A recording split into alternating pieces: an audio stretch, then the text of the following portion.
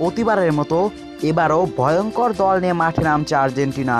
দলে আবারও ফিরছেন দলের প্রাণভোমরা লিওনেল মেসি। আর মেসির ফেরাতে যেন ভক্তদের মনে আনন্দর বিকল্প নেই।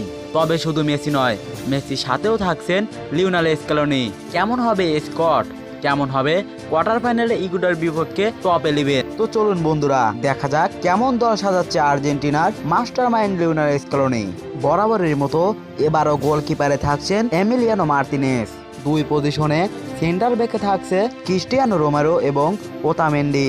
রাইট ব্যাক এবং লেফট ব্যাকে থাকতে চলেছে মলিনা এবং আকুইনা। এবং সেন্টার মিডফিল্ডে থাকতে চলেছে ডিপল এবং এনজো ফার্নান্দেজ। তারপরেই লেফট মিডফিল্ডে ডি মারিয়া এবং রাইট মিডফিল্ডে ম্যাকলিস্টার। এবং এদিন শুরু থেকেই থাকতে পারে মার্তিনেজ এবং সেন্টার ফরওয়ার্ডের রাইটে থাকবে লিওনেল মেসি। এই স্কোয়াড নিয়ে কেমন হবে আর্জেন্টিনার দল?